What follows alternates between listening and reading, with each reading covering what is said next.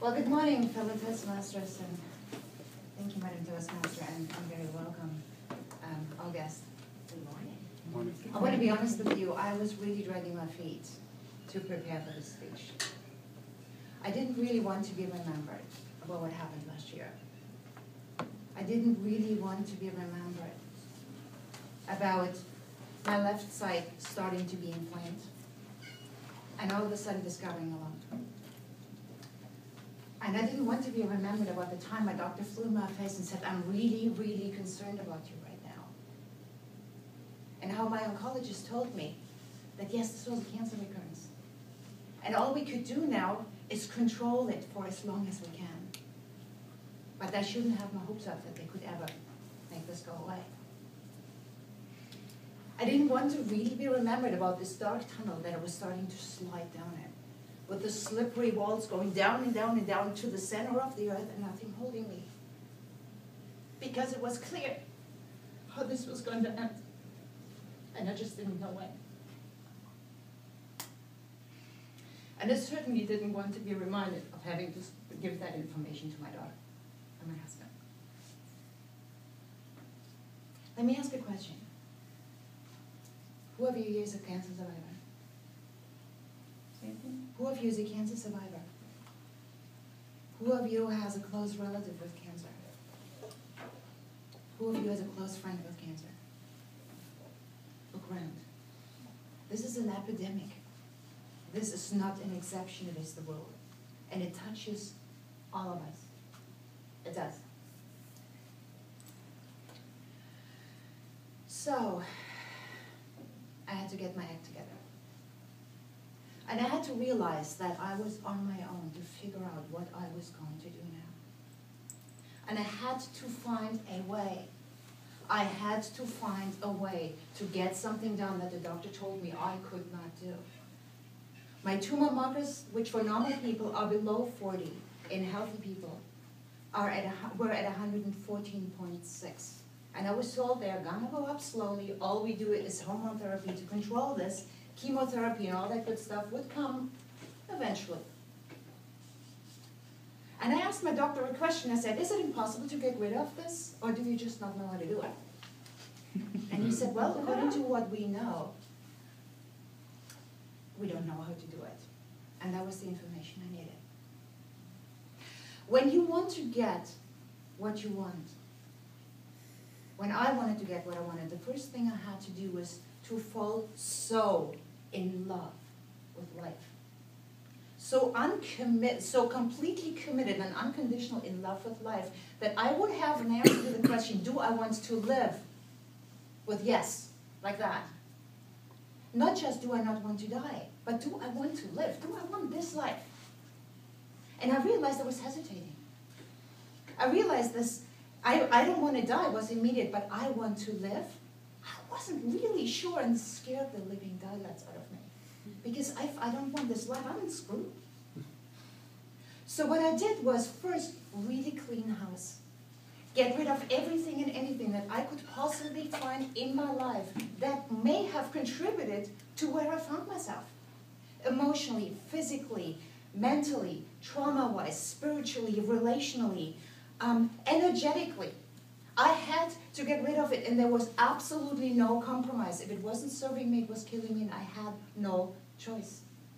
I did cleaning at 6 o'clock in the morning to 12 midnight, doing whatever I needed to do. And I realized I was falling in love with life. Deeply and completely committed. The second thing I needed to do was I needed to shift my resources. My doctor had already told me that a little pill, little yellow thing this size, was going to be all I was going to be taking. Now, I'm a fighter, right? I don't take no pills one day and that's all I do, and the rest of the day I just sit around waiting if it works. This is not who I am. I needed to find testimonials. I needed to find stories. I needed to talk to people. I needed to read the books, to do the research. I needed to find, is there anybody on this planet who has ever done what I wanted to do? And if so, what did they do? And can I do that too? The next thing I knew was people started to tell me stories of their mother who had a cancer recurrence in 1943, and she died in her late 70s, but not from cancer. I found a story of Jonas, who became a friend of mine, who had stage 4 prostate cancer. And he said that after doing EFT for cleansing and after using SCFT, he was cancer-free and completely in love with his life.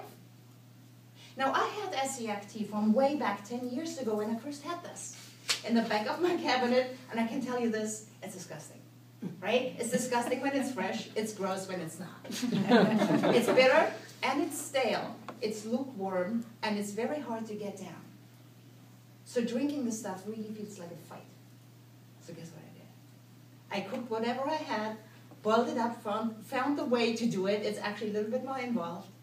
And the second I started scooping down my first third of a cup of SCFT, I knew that I had just broken the rules. Because I was doing that the doctor wasn't doing. And I was beginning to realize that what he was telling me was just because he didn't know SCFT. Now the people who did all confirmed testimonial after testimonial after testimonial that yes, they were cancer-free. And I thought, well, let's see what else we can do. So I committed to SCFT. Now the next thing I needed to do was find more resources. Starting the cleansing, starting the diets, starting the juicing, started the organic food. And I realized that everything I found out now was something I needed to do immediately.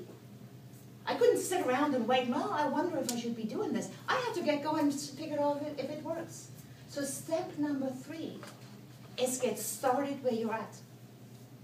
I talked to a macrobiotic person who told me cancer eats sugar, cancer eats alcohol. I had my last grain of sugar and my last sip of alcohol last year in May. And I will never in my life have sugar or alcohol again, with the exception of a half a cup at my 50th birthday. Start right away and get done whatever you can get done. As soon as I learned about colon cleanses, guess what I did? I got a bucket, I tried it out. I needed to get this gunk out of my liver, and this was the fastest way to do it. So let's do it. Let's see what happens. Step number 4, course correct. You're doing baby steps anyway when you get started and try things out and see what works for you. So doing baby steps means you can get off the path a little bit. You can realize I'm doing something that doesn't make much sense. Just go back. Say, oh, I think I'm going to stop this, and I'm going to do that. Never be ashamed of making a mistake, because you're not making a mistake, you're beating your own path. There is no mistake. There's just trial and see what happens. And step number 5, never, never, never quit. Never quit. Fall in love with your life. So I went back to my doctor 2 weeks after the diagnosis with a tumor marker of 114, and I will never forget his face when he was testing me and checking me and just said, let's see how you do. Had a weird look, went to his notes, started studying them, looked at me, came back, said, would you please lie down? And then he started to mumble and said, this is significantly smaller. Wasn't surprised. He said, by how much? He said, about 50%. Whoa. 10 weeks later, my tumor marker had dropped from 114.6 to 43.3. 10 weeks later, the tumor marker had dropped to 22.3. 10 weeks later, the tumor marker had stayed at 22.3. 10 weeks later, it was still at 25. So anything in that level is completely normal. My tumors have gone from 3 centimeters to 0. I asked the doctor, is this normal? And he said, well, it's highly unusual. I think you're responding well to treatment. And then I found out that my doctor's wife uses SCFT as well. So the last thing I needed to do was tell my doctor that he must never tell me that this will come back. Because if he does, I will not come back to him. I needed to trust that I was on my path and that I could continue my path for as long as I wanted to live. There is always a way. Just find your way.